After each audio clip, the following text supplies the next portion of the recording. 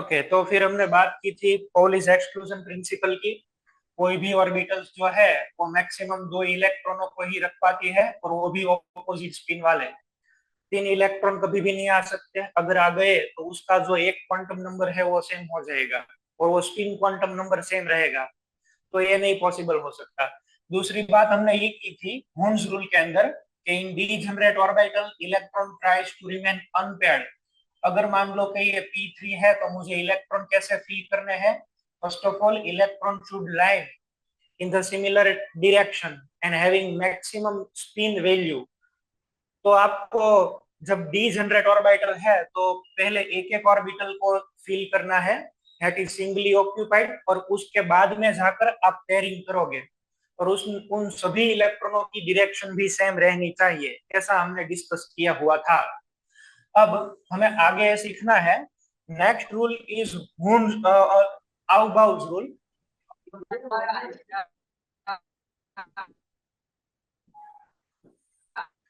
ये Aufbau rule क्या है वो हमें डिस्कस करना है। अभी तो ये आवाज आ रहा है ना, परफेक्ट। नेक्स्ट रूल है आउफबाउ रूल। ये आउफबाउ रूल क्या है? पहली बात तो ये कोई साइंटिस्ट का नाम नहीं है। इस ये जो है वो जर्मन वर्ड है, और जर्मन वर्ड का मीनिंग है अरेंजमेंट। इसका सिंपल मीनिंग है अरेंजमेंट। ये रूल हमें सिखाता है कि इलेक्ट्रॉन को आप कैसे फिल करते हो ऑर्बिटलों में। हमारे पास तो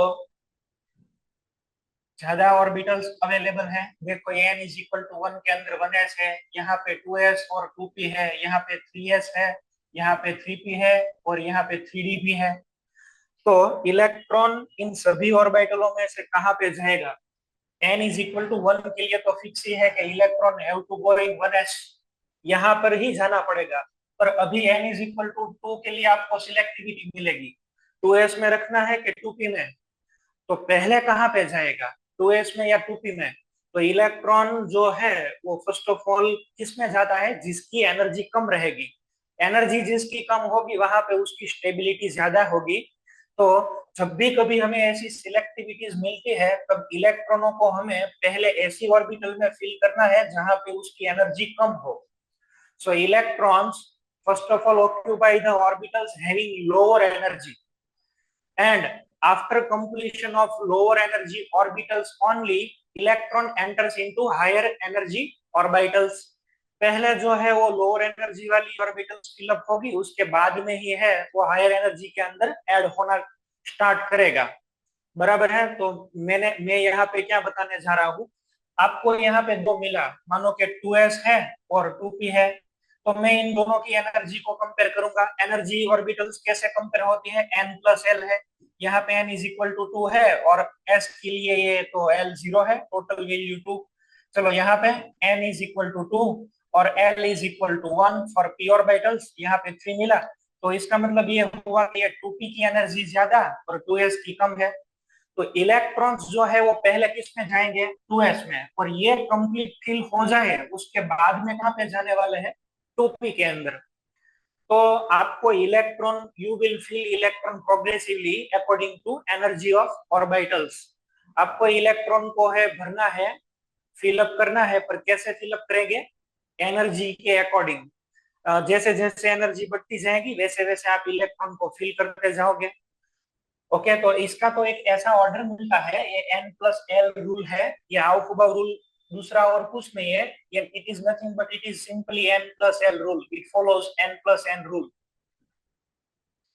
तो सिंपली तो हम ऐसे बताए तो 1s से ज्यादा एनर्जी होगी 2s की, 2s से ज्यादा है 2p की, इससे ज्यादा है 3s की, इससे 3p की, फिर यहाँ पे आता है 4s और आता है 3d। तो ऐसा तो हम कब तक ऐसे ऐसे ऑर्डर बनाए? तो इस ऑर्डर को अच्छी तरीके से बनाने के लिए हम इसे n प्लस एल के अकॉर्डिंग लिखते हैं। कैसे देखो, कैसे आप लिख सकते हैं? और फर्स्ट शेल के अंदर क्या रहेगा बोलो? 1s। सेकंड शेल के अंदर 2s भी और 2p भी। थर्ड के अंदर 3s है, 3p है और 3d है। फोर फोर के अंदर क्या रहेगा? 4s, 4p, 4d and 4f। n is equal to 5 के अंदर क्या मिलेगा बोलो?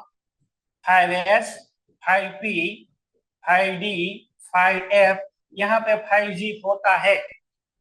5g यहाँ पे आपको मिलेगा, पर ये 5g के अंदर हम इलेक्ट्रॉन्स देखते नहीं है, क्योंकि अभी हमने वो डिस्कवर नहीं किया हुआ है पूरा।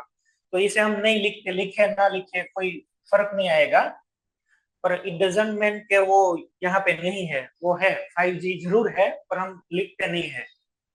नेक्स्ट, चलो 6 के अंदर 6s है, 6p है, 6b है, f भी है लेकिन हम लिखते नहीं है। 7s है, 7p है, 8s है, ऐसे लिखते हैं। देखो इसका भी ऐसा नहीं करना है कि वो इलेक्ट यहाँ पे नहीं है, वो है, पर हम उसे अभी हमने मेंशन नहीं किया हुआ है। चलो, पहले इलेक्ट्रॉन कहाँ पे जाते हैं? पहले इलेक्ट्रॉन जो है वो पहले इलेक्ट्रॉन 1s के अंदर एंट्री लेता है, 1s के अंदर, ऐसे। After completion of that 1s, उसके बाद इलेक्ट्रॉन कहाँ पे जाएगा? 2s, उसके बाद कहाँ पे? 2p, 2p के बाद 3s, 3p के बाद ये 3s के बाद 3p, 3p के बाद 4s, 4s के बाद कहाँ पे? 3d, 3d then 4p then 5s, ऐसे। then 4d, 5p, 6s, 4f, 5d, 6p, 7s, then we have 5f, 6d, 7p, 8s, ऐसे। आपको ऐसे चलना है क्रॉस में, ऐसे। पहले क्या आएगा बताओ? 1s, तो 1s की एनर्जी सबसे कम, इसकी सबसे कम है, देखो। उसके बाद कौन सी वाली आई? 2s, तो यहाँ पे मैं लिखता हूँ 2s। अच्छा, 2s के बाद कौन सी वाली आई? तो के 2p, तो 2p। फिर उसके बाद कौन सी वाली मिली? 3s, तो यहाँ पे लिखो 3s। अच्छा, उसके बाद देखो यहाँ पे 3p। उसके बाद कौन सी वाली है? 4s, and 3d। फिर 3d के बाद ये 3d आ गया, उसके बाद कौन सी वाली? 4p, 4p के बाद 5s, 5s के बाद 4d, 4d के बाद 5p, 5p के बाद क्या? 5d के बाद 5p आ गई। अब इसके बाद कौन सी वाली? 6s and 4f। फिर 4f के बाद 5d, 5d के बाद कौन सी? 6p, 6p। इसके बाद 7s, फिर 5f, 5f, फिर कौन सी वाली? 6d, 6d के बाद 7p, और 7p के बाद 8s। ऐसे आपको ऑर्डर बनाना था। अभी आपको ये पूरा ऑर्डर है वो याद नहीं रखना है, पर आपको ये 3D तक तो आना ही चाहिए, 3D तक तो आना ही चाहिए आपको।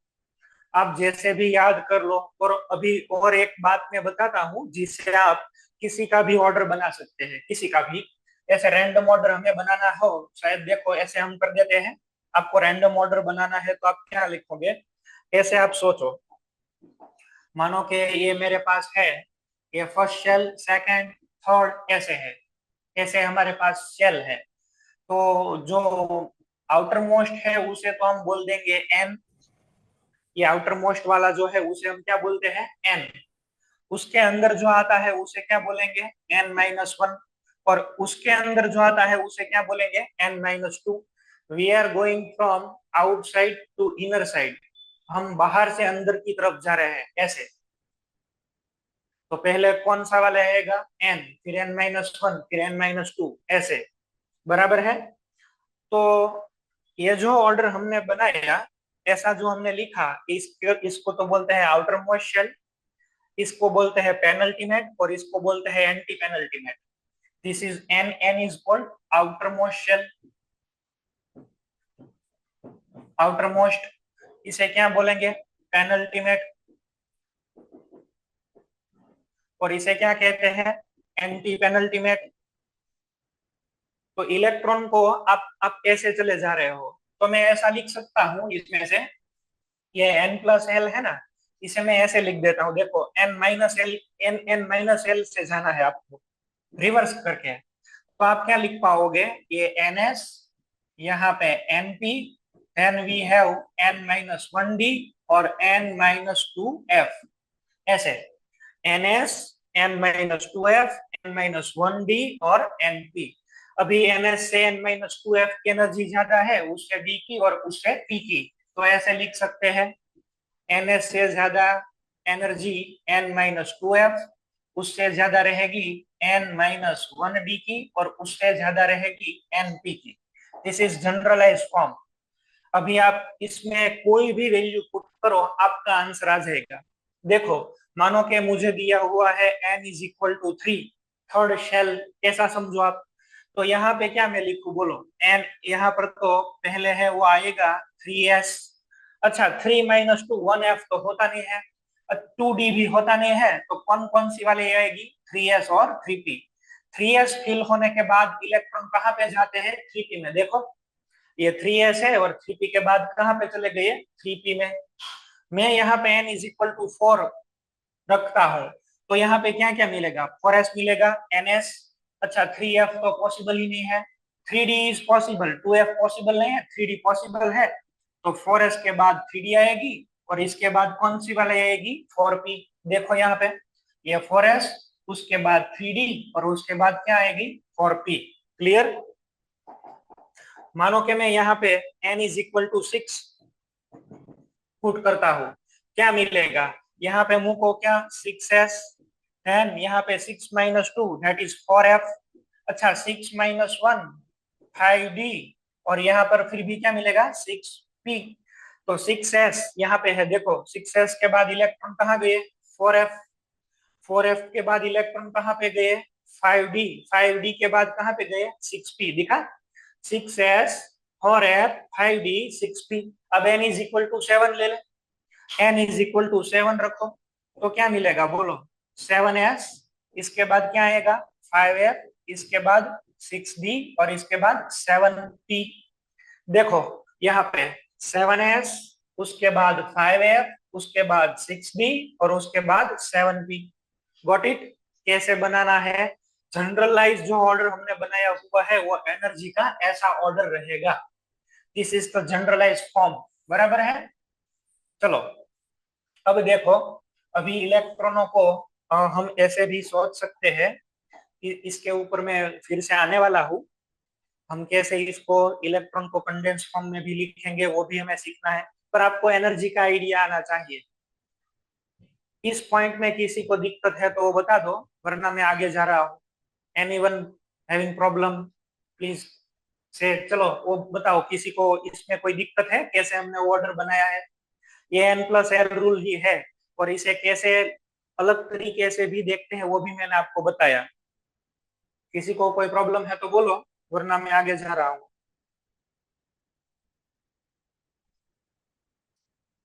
In today's lecture, we have to learn about how to write electronic configuration, how to make and how to represent in different manners. तो आज का लेक्चर जो है वो बहुत इंपॉर्टेंट है और आप सभी को आना चाहिए थ्रू आउट द केमिस्ट्री, बराबर 11-12 के अंदर ये सभी जगह काम आने वाला है।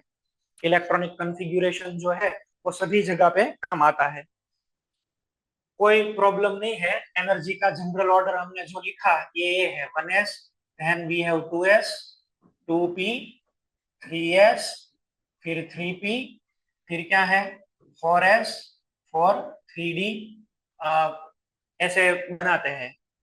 आपको अब इलेक्ट्रॉन्स को फिलअप करना है, and there are 3 different methods available to represent electronic configuration. पहली वाली जो मेथड है उसे बोलते हैं ऑर्बिटल नोटेशन।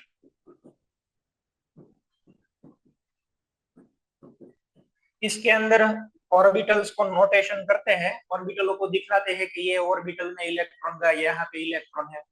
कैसे, देखो, हाइड्रोजन की इलेक्ट्रॉनिक कॉन्फ़िगरेशन, हाइड्रोजन के अंदर प्रोटॉन कितना होता है, एक। क्यों, उसका Z=1 है, तो आपको एक इलेक्ट्रॉन रखना है। पहले इलेक्ट्रॉन किसमें जाएगा, 1S, तो इसकी कॉन्फ़िगरेशन क्या हो गई, 1S1। चलो, मेरे पास Z=2 फॉर हीलियम है, तो मुझे 2 इलेक्ट्रॉन रखने हैं, कहाँ पे रख सकता हूँ, S के अंदर। और ये भी आप याद कर लें, ये भी आप याद कर ले, एस के अंदर कितने इलेक्ट्रॉन आ सकते हैं, मैक्सिमम 2। पी के अंदर कितने आ सकते हैं, 6 इलेक्ट्रॉन। डी के अंदर कितने आ सकते हैं, 10 इलेक्ट्रॉन्स। और एफ के अंदर कितने आ सकते हैं, 14 इलेक्ट्रॉन आ सकते हैं। ओके, तो हीलियम की कंफिगरेशन क्या बन गई, 1s2। मानो कि मेरे पास Z इज इक्वल टू 3 है, इधर पे है लिथियम, क्या लिखेंगे बोलो, 1s2। अब तो ये पूरा कंप्लीट फिल हो गई। अब इलेक्ट्रॉन कहाँ पे जाएगा, 2s के अंदर। कितना बचा, एक। टोटल तो भाई फ्री करना है ना।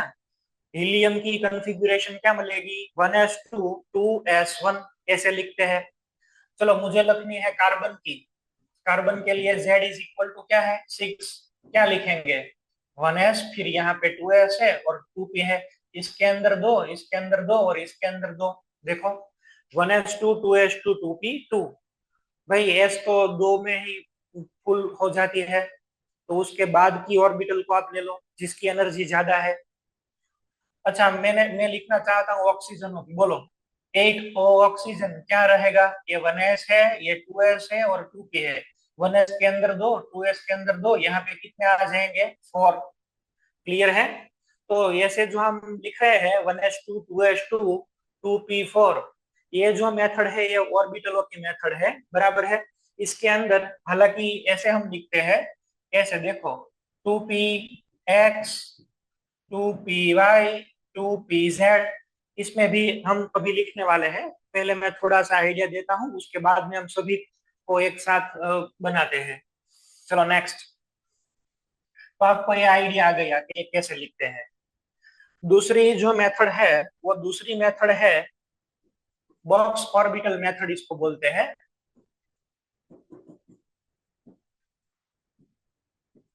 बॉक्स ऑर्बिटल मेथड क्या है, बॉक्स ऑर्बिटल मेथड जो है उसके अंदर इलेक्ट्रॉनों की स्पिन हम दिखाते हैं। Electron represented through spin. Okay, यहाँ इलेक्ट्रॉनों का नोटेशन भी हो जाएगा, अपवर्ड वाली स्पिन है या डाउनवर्ड की स्पिन है, जो भी हो। देखो, हाइड्रोजन की आपने orbital method, orbital notation method में आपने क्या बनाया था, यहाँ पे ये लिखता हूँ जिससे आपको पूरा आइडिया आए।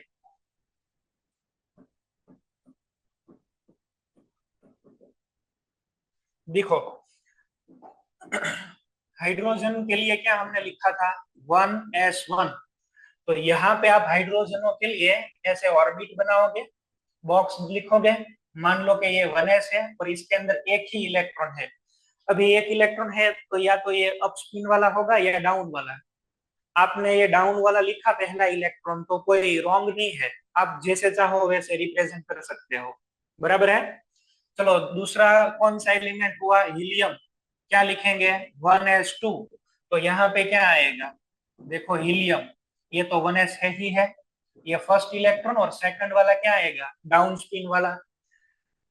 अगर मैंने इसे भी अप स्पिन वाला लिखा तो कौन सा रूल वायलेट हो जाएगा, पोलिस एक्सक्लूजन प्रिंसिपल।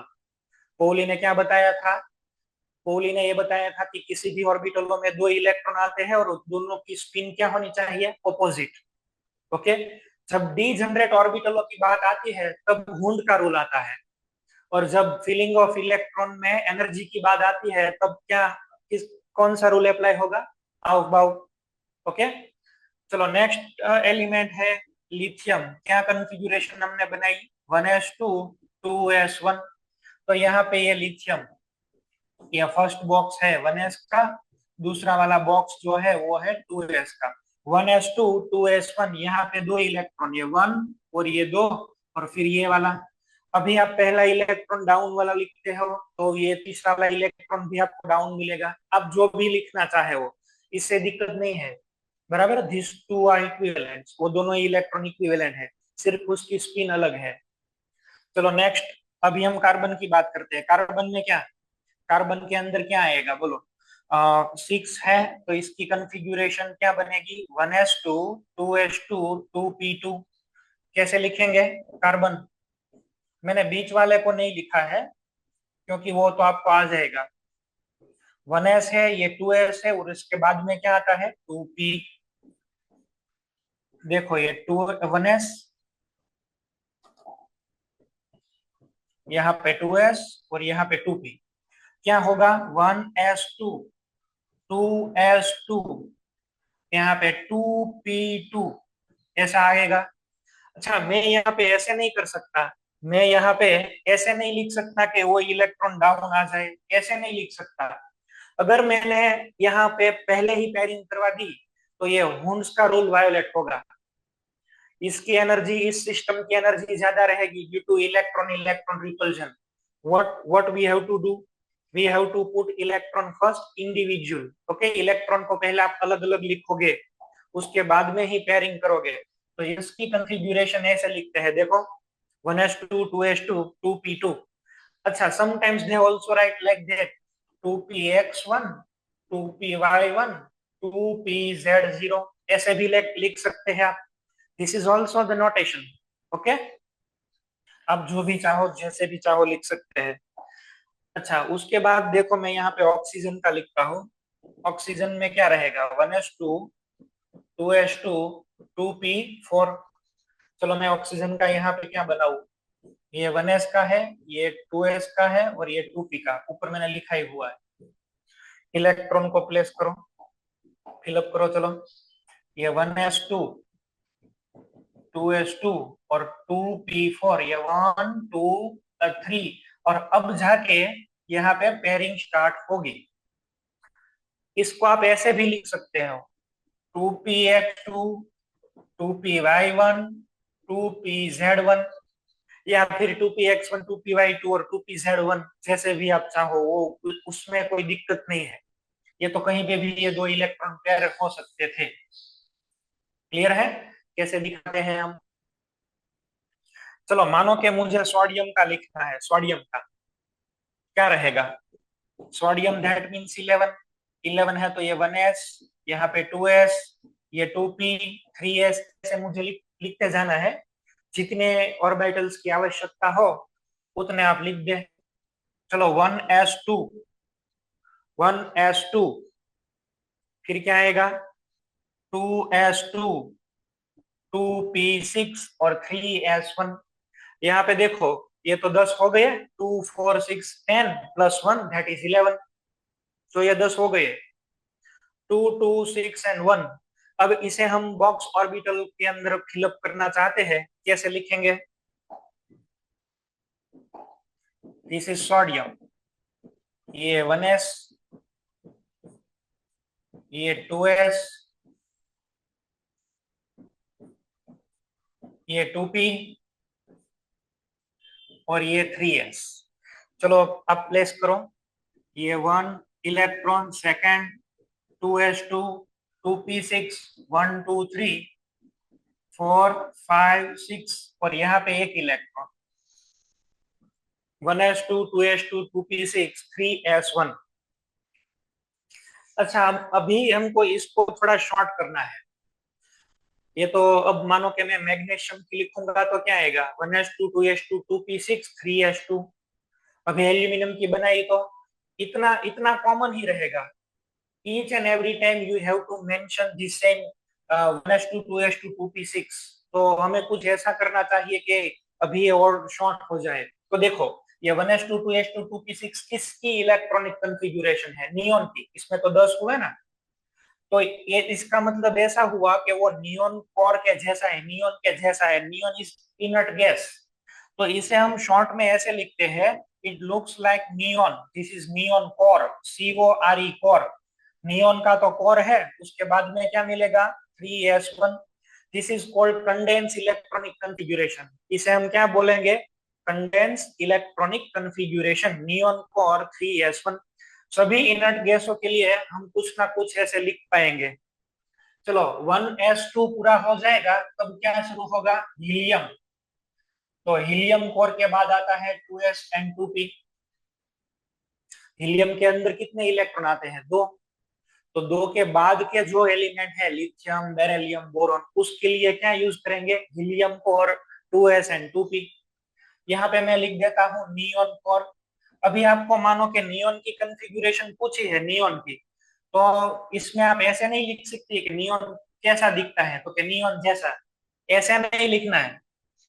नियोन कैसा दिखता है तो वहां नहीं ठक करना है कि नियोन कोर, ये नहीं चलेगा। नियोन के लिए तो आपको ऐसे ही लिखना पड़ेगा। कैसे? ऐसे 1s2 2s2 2p6। अगर आपको सोडियम दिया गया है तब भी तो आप ऐसे लिख सकते हैं नियोन को, और यहाँ पे है 3s1। अब ये बराबर है। Similarly you can not write electronic configuration as helium core in helium. Helium में हीलियम कोर नहीं लिखोगे। ये देखो यहाँ पे आप पहुंचोगे, ये 1s 2s और 2p, 2 और 6 10 हो गई है, तो उसके बाद में नियोन लग सकते हो। अच्छा देखो, ये 2 4 6 बराबर है 10 हुए। 10 के बाद यहाँ पे लिखो, ये आ जाएगा। इसके बाद हम क्या लिख सकते हैं? Argon core. यहाँ पे हम क्या लिख सकते हैं? Argon core. यहाँ पे क्या लिख सकते हैं? Krypton core. यहाँ पे आप क्या लिख सकते हैं? Xenon core. और यहाँ पे क्या आ जाएगा? Radon core. Helium, neon, argon, krypton, xenon और रेडॉन, ये सभी तो इनर्ट गैसेस है। Helium, neon, argon, krypton, xenon और रेडॉन। उसमें हीलियम के लिए आपको मालूम है, हीलियम में 2 इलेक्ट्रॉन आते हैं, लिथियम नियोन में 10, आर्गोन में 18, क्रिप्टॉन में 36, जेनॉन में 54 आते हैं, और रेडॉन में 86 आते हैं। क्लियर है? तो ये जो है मैंने वो कोर बना दिया है। हीलियम के बाद क्या आएगा? 2s 2p। नियोन के बाद 3s 3p ऐसा आ जाएगा, और उसके बाद 4s। ये देखो आर्गोन, आर्गोन में क्या आएगा? 4s 3d 4p वगैरह। अच्छा, क्रिप्टॉन के अंदर 5s 4d 5p ऐसे। हीलियम के लिए क्या मिलता है? n = 2। यहाँ पे 3, यहाँ पे 4, यहाँ पे 5, यहाँ पे 6 और यहाँ पे 7। आप ऐसे डायरेक्ट भी सोच सकते हो। ऐसे डायरेक्ट सोच सोच कर भी बताता हूँ, देखो।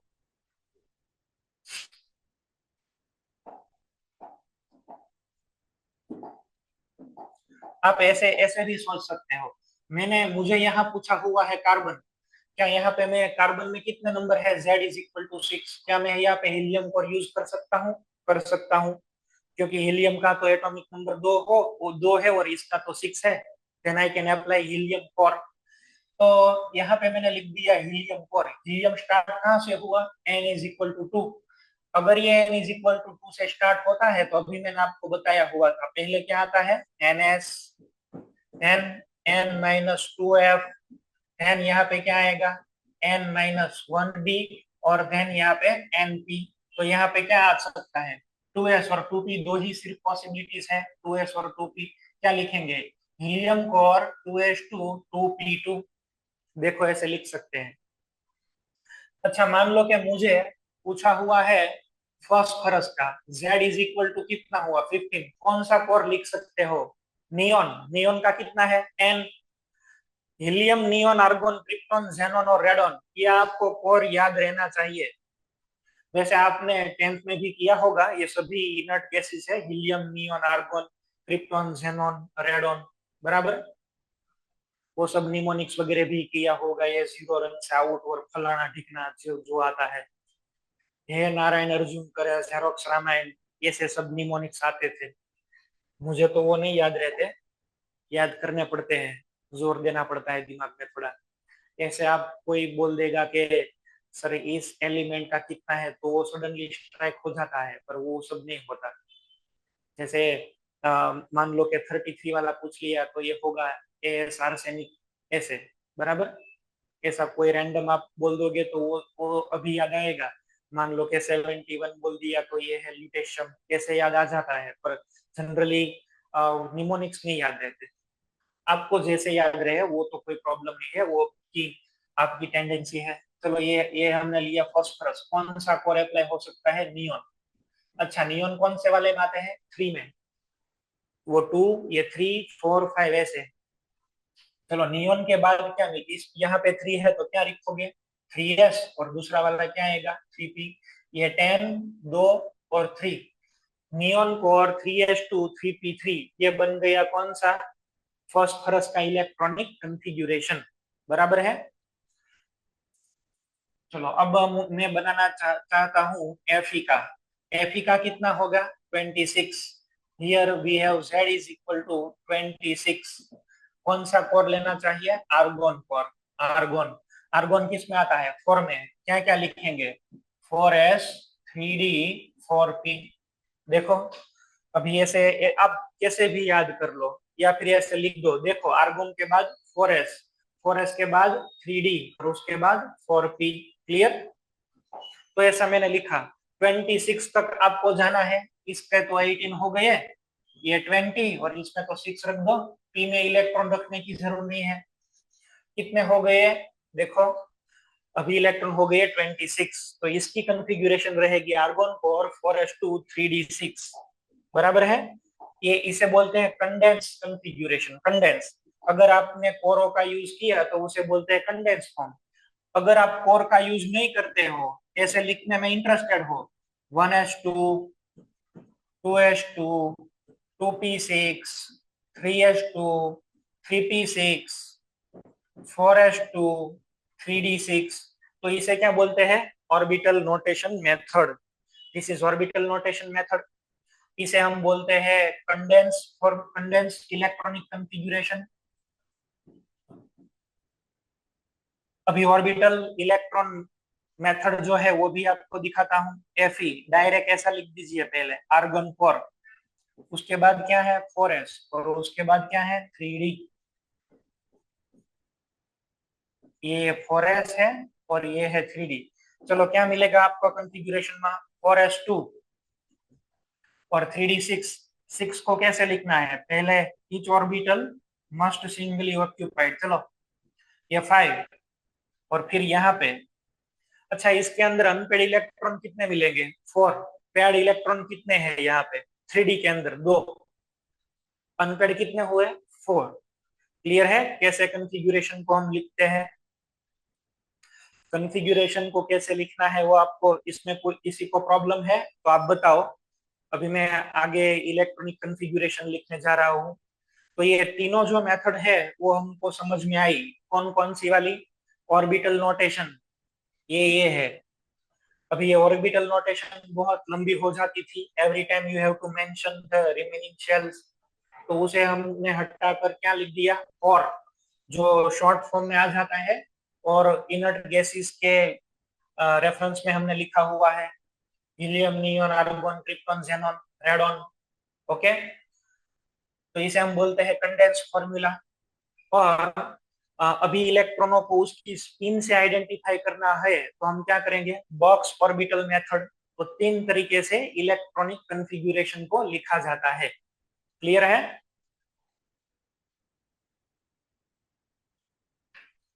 आपको क्लियर हुआ ये कैसे लिखते हैं कैसे नहीं लिखते हैं? किसी को कोई प्रॉब्लम है तो बताओ, वरना हम आगे रहे।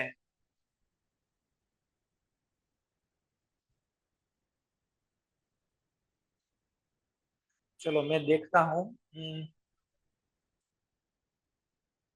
सीसीआई जूनागढ़, चलो कई वांधो छे भाई? देसी में जवाब आवा दो, वांधो नहीं। हाँ के ना बोलजो। जूनागढ़ सेंटर।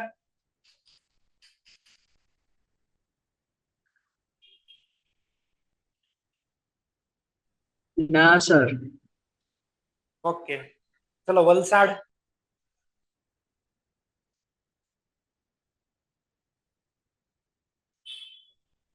Yes sir. इधर।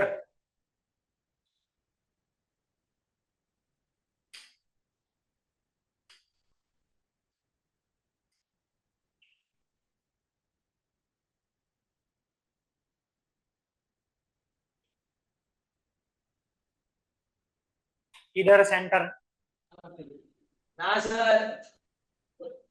ઓલમોસ્ટ બધા સમજી ગયા છે કન્સેપ્ટ, લગભગ તો કોઈને પ્રોબ્લેમ હોય એવું દેખાતું નથી. સુરત ગુરુકુળ.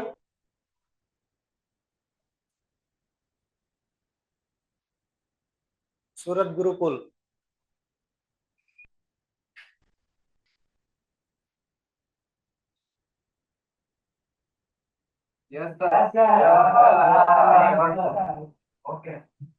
બસ બસ મારા વાલા, બધા એક હારે. Bhuj.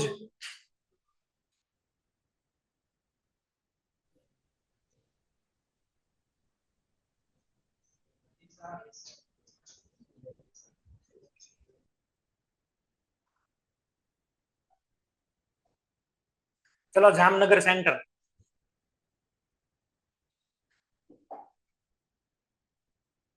Jamnagar centre. No sir, doubt નથી. Good. Gyan Manjari Godhra,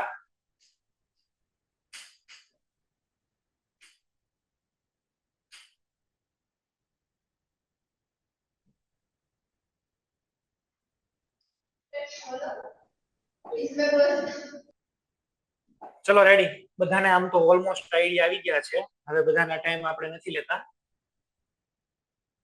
okay, configurations છે। अब चलो एक एक एग्जांपल अभी मैं और देता हूं। मानो कि मुझे 81 की लिखने की कहा हुआ है, 81 and the element is Pl, thallium, इसे हम थैलियम बोलते हैं। तो थैलियम की कॉन्फ़िगरेशन लिखने के लिए कौन सा कोर काम आता है? देखो ये कोर फिर से मैं लिख रहा हूं, एक है हीलियम, फिर नियोन, फिर आर्गोन, फिर क्रिप्टॉन, फिर जेनॉन और लास्ट में रेडॉन। ये हीलियम कोर कहाँ पे काम लगता है? 2 के लिए। ये कौन से के लिए? 10 और 10 ऑनवर्ड के लिए, अदर 10 ऑनवर्ड। ये 18 के बाद, ये 36 के बाद, ये 54 के बाद, और रेडॉन कहाँ पे लिखता है? 86 के बाद। यहाँ पे मुझे कौन सा दिया गया हुआ है? 81। कौन सा काम आएगा? जेनॉन। ये नहीं आ सकता, ये तो 86 के बाद में लगता है। ओके, तो यहाँ पे हम XE को यूज करेंगे, जेनॉन को यूज करेंगे। अच्छा, जेनॉन कहाँ पर है बताओ? ये तो n इज इक्वल टू 2 हुआ, n is equal to 3, n is equal to 4, n is equal to 5 और n इज इक्वल टू 6 हुआ। ऐसे लिख सकता हूं, देखो जेनॉन कोर 81 Pl थैलियम, क्या लिख सकता हूं मैं? Xenon core, then we have 6s, वो मैंने ऑर्डर बनाया हुआ था, वो n-2f। उसके बाद बताओ, उसके बाद क्या आएगा? 5d n-1 और इसके बाद 6p। चलो ये तो 54 हो गए, जेनॉन इज 54, ये तो 54 हो गए। यहाँ पे 2, यहाँ पे 14, 70 प्लस 10, 80 और 1, 81। तो ये थैलियम की इलेक्ट्रॉनिक कॉन्फ़िगरेशन आपको ऐसे दिखने को मिलेगी। Xenon core 6s2 4f14 5d10 6p1, this is condense form and it is important. ऐसे ही हम लिखेंगे एवरी टाइम, बराबर है? हम हर टाइम ऐसे ही लिखने वाले हैं। अच्छा, अब आप लोगों को एक काम करना है, अभी ही अभी ही मैं आपको 10 मिनट देता हूं। आप 21 स्कैंडियम 21 से लेकर जिंक की इलेक्ट्रॉनिक कॉन्फ़िगरेशन लिखेंगे, Zn की 30 तक। 21 से लेकर 30, इसे हम क्या बोलते हैं? Transition elements. तो वो ट्रांजिशन एलिमेंट्स के लिए आप सभी को इसकी कॉन्फ़िगरेशन बनानी है। उसके बाद में मैं बनाता हूँ, बराबर है? उसके बाद में मैं बनाता हूँ, आप पहले बना दीजिए, फिर मैं बनाता हूँ। योर टाइम स्टार्ट्स नाउ, बनाइए। एक कंडेंस वाली ही बनाना, सभी तरीके की तो लिखने की जरूर नहीं है, सिर्फ कंडेंस फॉर्मूला वाली ही बनाना। आर्गन कोर से आप स्टार्ट कर सकते हो। आर्गन कोर के बाद क्या आता है? 4s और 3d आता है। चलो अब सभी लोग बोर्ड की ओर ध्यान दें।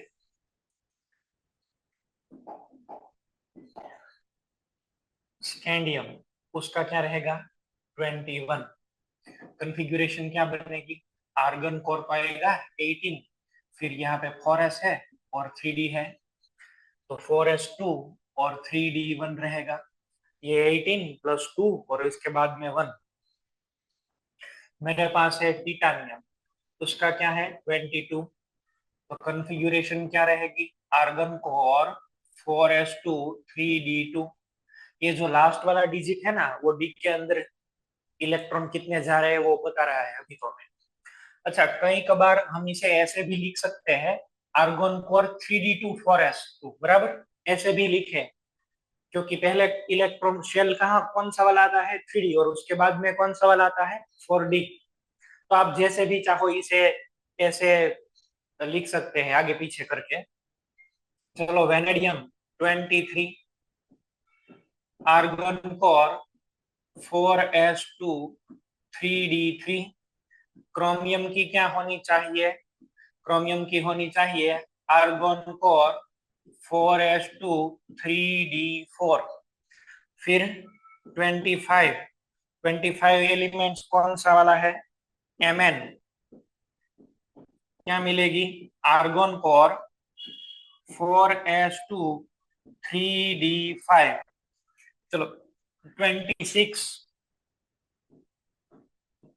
Fe, आयरन, आयरन की क्या इलेक्ट्रॉनिक कंफिगरेशन रहेगी argon core 4s2 3d6। 27 elements कौन सा है cobalt, argon core 4s2 3d7। 28 nickel, argon core 4s2 3d8। 29 Cu copper, argon core 4s2 3d9। और लास्ट में 30 Zn, क्या बनेगी configuration argon core 4s2 3d10। आप सभी लोगों ने ऐसी कंफिगरेशन बनाई होगी, ऐसे आप सभी का आंसर आना चाहिए। आप सभी का आंसर अच्छा ही है, सच्चा है, कोई प्रॉब्लम नहीं है, सभी सच है। लेकिन अब मैं जो एक और कॉन्सेप्ट सिखाने वाला हूँ वो ये है, यहाँ पे देखिए आप, ये क्रोमियम, इसकी कंफिगरेशन आप जैसे सोचते हैं वैसी नहीं मिलेगी। यहाँ पे एक कॉपर है, इसकी भी कंफिगरेशन जो हम सोचते हैं वैसे नहीं मिलती है। इसकी कंफिगरेशन इसकी बजाय ये मिलती है, क्रोमियम की कंफिगरेशन ऐसे हो जाती है आर्गन कोर 4s के अंदर एक इलेक्ट्रॉन और ये हो जाता है 3d5, ये हाफ फील्ड हो जाता है। देखिए एक इलेक्ट्रॉन यहाँ पे चला जाता है 4s में से, कहाँ पे चला जाएगा 3d के अंदर। यहाँ देखो, यहाँ पे भी एक इलेक्ट्रॉन एक्साइट होकर ये डी में चला जाता है, और इसकी कंफिगरेशन कॉपर की भी हमें ऐसे मिलती है आर्गन कोर 4s1 3d10, ये कंप्लीट फिल हो जाता है। दूसरा किसी और में ऐसा कोई प्रॉब्लम नहीं है इन दोनों के अलावा, बराबर। वैसे तो और भी एलिमेंट है डी ब्लॉक के अंदर जिसकी इलेक्ट्रॉनिक कंफिगरेशन के अंदर एक्सेप्शन हमें मिलते हैं। हमें यह सीखना है कि इसके अंदर ऐसे दो एक्सेप्शन इस दोनों के अंदर क्यों हुए, बराबर है। Why is there is exception in electronic configuration of chromium and copper in first transition series. ये 3D, ये सभी के अंदर इलेक्ट्रॉन 3D में आते हैं, तो उसको बोलते हैं 3D सीरीज। तो ये 3D सीरीज के अंदर क्रोमियम और कॉपर जो है वो स्पेशल केस हो जाते हैं, क्यों, वो हमें सीखना है। इसका मेन रीजन जो है वो तीन है। कौन कौन सा इस कौन क्या इसके मेन तीन ग्राउंड्स है जो इसको कंट्रोल कर रहे हैं। पहले वाला जो है वो है सिमेट्री, दूसरा वाला जो है वो है Z effective, that is effective nuclear charge, effective nuclear charge. ये आपको टॉपिक पीरियोडिक टेबल में आ जाएगा, और या फिर शायद ये सभी इलेक्ट्रॉनिक कंफिगरेशन खत्म करने के बाद में मैं आपको जेड इफेक्टिव काउंट करना सिखाऊंगा। पर ये जेड इफेक्ट क्या है वो मैं आपको थोड़ा भी आइडिया दे देता हूँ। देखिए, मान लो कि मेरे पास लिथियम है, तो अभी मैं पढ़ा रहा हूँ जेड इफेक्टिव क्या है, क्या उसका क्या मीनिंग करना है। मेरे पास लिथियम है, लिथियम की कंफिगरेशन क्या बनाई साहब आपने 1s2 एंड 2s1। अच्छा, ये लिथियम का न्यूक्लियस है, उसके अंदर कितने प्रोटॉन है 3 प्रोटॉन्स, शेल 1 है और ये शेल 2 है। n इज इक्वल टू 1 के अंदर कितने इलेक्ट्रॉन है बताओ, 2। n इज इक्वल टू 2 के अंदर कितने हैं, 1। अब ये जो न्यूक्लियस है वो तो सभी इलेक्ट्रॉन को अपनी ओर खींचेगा, सभी इलेक्ट्रॉन तो ये आउटर मोस्ट इलेक्ट्रॉन को भी अपनी ओर खींचेगा।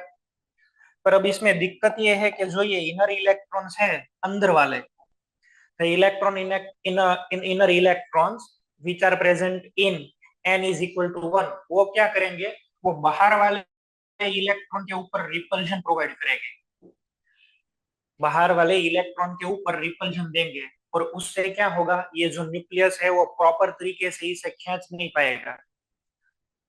और ऐसा भी आप सोच सकते हैं, ये इनर इलेक्ट्रॉन्स हो वो न्यूक्लियस को ऐसे कवर कर लेता है, और ये न्यूक्लियस को ऐसी तरीके से कवर करता है जिससे उसका जो चार्ज है वो थोड़ा न्यूट्रल हो जाता है। इसके अंदर कितना चार्ज है, +3, और ये दो इलेक्ट्रॉन ये न्यूक्लियस को ऐसे कवर कर देते हैं जिससे उसका चार्ज थोड़ा सा न्यूट्रलाइज हो जाए।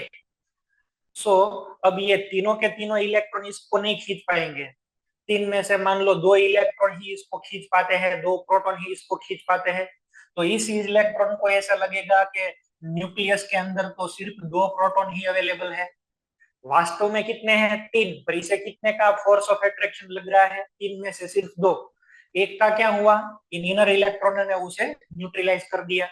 तो इस इलेक्ट्रॉन के लिए हमें जेड इफेक्टिव कितना मिलता है, दो, हालांकि अंदर 3 प्रोटॉन है, बराबर।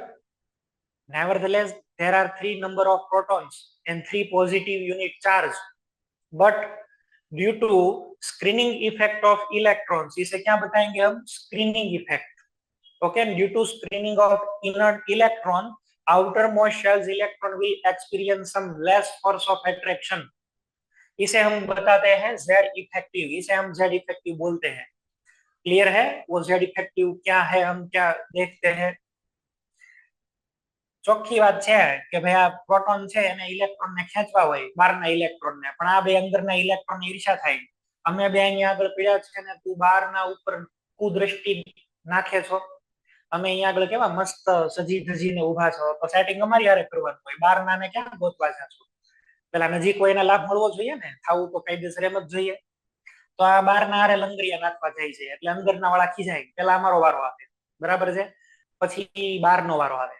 પેલા વારો કોનો આવે તો કે પેલા રાણીને મળવું પડે ને રાજાએ, દાસીને થોડી બોલાવાય છે, આ તો હાયર એનર્જીમાં છે, અને હાયર એનર્જીને કોણ કવર કરી રાખે, અંદરના ઇલેક્ટ્રોન અંદર વાળા, બરાબર। ભ્રષ્ટાચાર થઈ ગયો, કરપ્શન થઈ ગયું અહીંયા આગળ પૂરેપૂરું।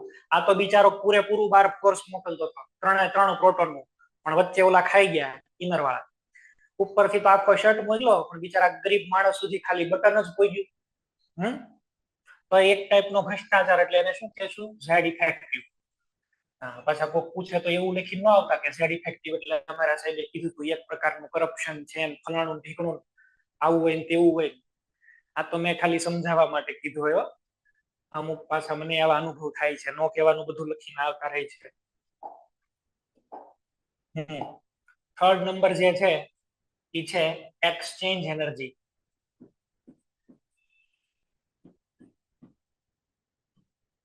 एक्सचेंज एनर्जी आ 3 कॉन्सेप्ट આપણે ડીલ કરવાના છે।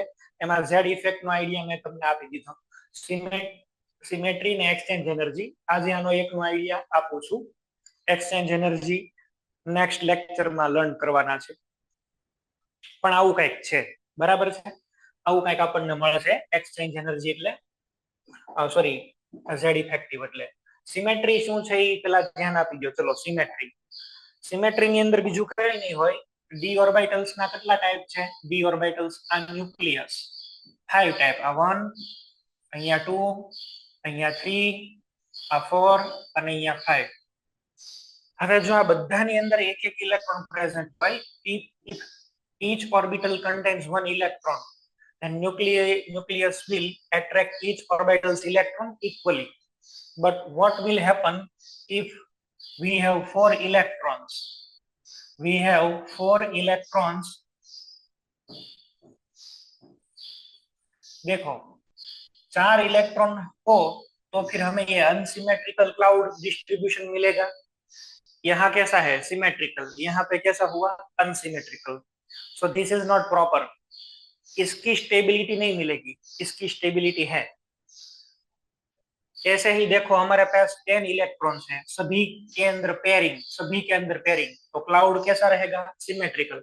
और 9 इलेक्ट्रॉन हो जाए तो इन सभी में तो 2 और इसमें तो 1, क्या होगा? स्टेबिलिटी तो नहीं मिलेगी। तो स्टेबिलिटी गेन करने के चक्कर में ये क्या करता है, किसी ऑर्बिटल में से वो एक इलेक्ट्रॉन बोरो कर लेता है। उछीनो इलेक्ट्रॉन લઈ આવે, લાવો ને ભાઈ, પછી દે નહીં, પછી બૂચ, બરાબર? ફોરેસ્ટ માંથી ઇલેક્ટ્રોન મગાવે ને પછી મારી દે બૂચ, અને પોતે થઈ જાય બહુ સ્ટેબલ, ગામના પૈસા ઉપાડી જાય તો સ્ટેબલ જ થાય ને। 10 જેવો 10 થાય એટલે સ્ટેબલ થઈ ગયો। ओके, तो ऑल ओवर हम ये सिमेट्री में से ये कह सकते हैं कि जो हाफ फील्ड है, ऐसे देखो D0 इनकम्प्लीट हो या फिर हाफ फील्ड हो या फिर फुल्ली फील्ड है, ये सभी स्टेबल होती है। D5 and D10 is very stable, ये हाफ फील्ड है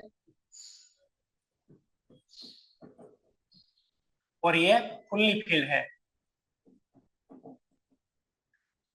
और ये दोनों है वो स्टेबल होती है। ये तो एम्प्टी है, एम्प्टी का तो भी छोड़ो, तो ये दोनों स्टेबल रहती है। सिमिलरली P3 और P6 स्टेबल रहेगी।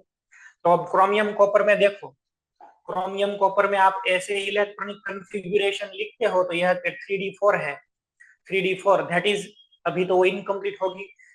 If you put one electron from 4s to 3d, यहाँ पे क्या मिलेगा? 3d5। और ये कॉन्फ़िगरेशन की बजाय हमें ये मिलती है क्योंकि ये ज्यादा स्टेबल है, एक इलेक्ट्रॉन का ही फासला है, तब तो ये हो जाएगा। फिर इसमें ऐसा नहीं होता कि दोनों के दोनों इलेक्ट्रॉन इसमें डाल दे, एक इलेक्ट्रॉन जो है वो इजीली ट्रांसफर हो जाता है। दोनों इलेक्ट्रॉन को शिफ्ट करवाने के लिए अभी मैं 2 इलेक्ट्रॉन यहाँ पे डाल दूंगा तो फिर वो आउ बाउ का रूल वायोलेट हो जाएगा। ये मैं वेनेडियम में ऐसा नहीं कर सकता, मैं निकल में भी ऐसा नहीं कर सकता। मैं सिर्फ किसके लिए कर सकता हूँ? क्रोमियम और कॉपर। यहाँ पे भी देखो 4s2 की बजाय क्या मिलेगा? 4s1 3d10। और ये किन के लिए वैलिड है, किसके लिए? क्रोमियम और कॉपर। वेनेडियम निकल में ऐसा नहीं हो सकता।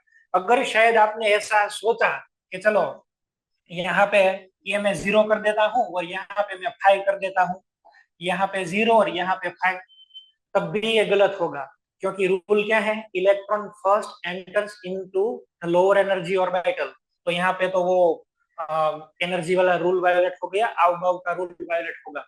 यहाँ पे जो है वो हमने एक प्रकार का कॉम्प्रोमाइजेशन किया हुआ है। आउट बाउ का रूल भी वायोलेशन नहीं होता है और स्टेबिलिटी भी गेन हो जाती है। तो क्रोमियम और कॉपर का केस जो है वो सभी से अलग है। अभी एक और मुझे आपको पढ़ाना है, पर वो अब अभी हम नहीं सीखने वाले हैं, वो हम नेक्स्ट लेक्चर में करने वाले हैं। और वो है एक्सचेंज एनर्जी, बराबर है? वो क्या है? Exchange energy. अभी आप एक्सचेंज एनर्जी न सीखे तो भी कोई प्रॉब्लम नहीं है, क्योंकि आपको उसकी एप्लीकेशन यहाँ पे नहीं आएगी, बराबर है? उसकी एप्लीकेशन की अभी हमें कोई चिंता नहीं है। मुझे तो आपको सिर्फ इलेक्ट्रॉनिक कॉन्फ़िगरेशन कैसे लिखते हैं वो आना चाहिए था, और ये दोनों भी मैंने मेरी तरीके से समझाए हुए हैं। एक काम करते हैं, एक्सचेंज एनर्जी की हमें अभी आवश्यकता नहीं है तो वो नहीं सीखते हैं। जेड इफेक्टिव की कोई आवश्यकता नहीं है, इफेक्टिव न्यूक्लियर चार्ज की, तो उसमें भी हम कोई डिस्कशन नहीं करते हैं। शायद ऐसा बन सकता है कि नेक्स्ट लेक्चर में मैं आपको आयनों की प्रैक्टिस कराऊं, और आयन की प्रैक्टिस हो जाने के बाद हम थोड़े से IUPAC नेम वगैरह सब बनाना सीखते हैं। चलो आज के लेक्चर में किसी को कोई डाउट है तो बता दीजिए, वरना हम नेक्स्ट लेक्चर के अंदर आयंस की कॉन्फ़िगरेशन लिखने वाले हैं, एनायंस और कैटायंस की बनाने जा रहे हैं। ओके, बोलिए, किसी को कोई प्रॉब्लम? किसी को कोई प्रॉब्लम है या नहीं?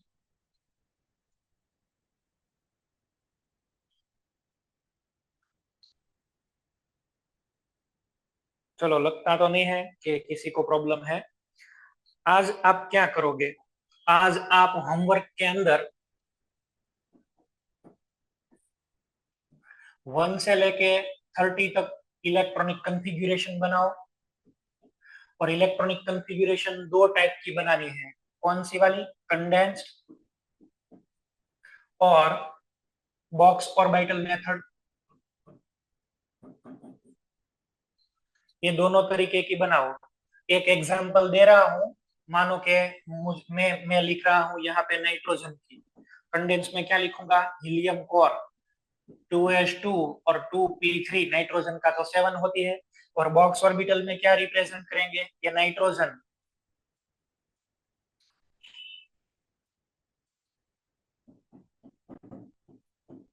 हीलियम कोर, फिर यहाँ पे 2s और यहाँ पे 2p, ये 2s2 और 2p3, तो ऐसे, तो आप ऐसे 1 to 30 की इलेक्ट्रॉनिक कंफिगुरेशन लिख के आना है कल होमवर्क में। मैं जब नेक्स्ट लेक्चर में आऊंगा तो किसी को भी मैं ये पूछने वाला हूँ, किसी भी सेंटर को मैं पूछूंगा क्वेश्चन, तो आप पूरी तैयारी करके आना, और ये सभी को आना चाहिए। It is very basic and it is foundation, वो आपको आना ही चाहिए, तब भी आप केमिस्ट्री सीख पाओगे। चलो तो हम इतना रखते हैं, नेक्स्ट लेक्चर में आगे कंटिन्यू करेंगे। Okay, thank you.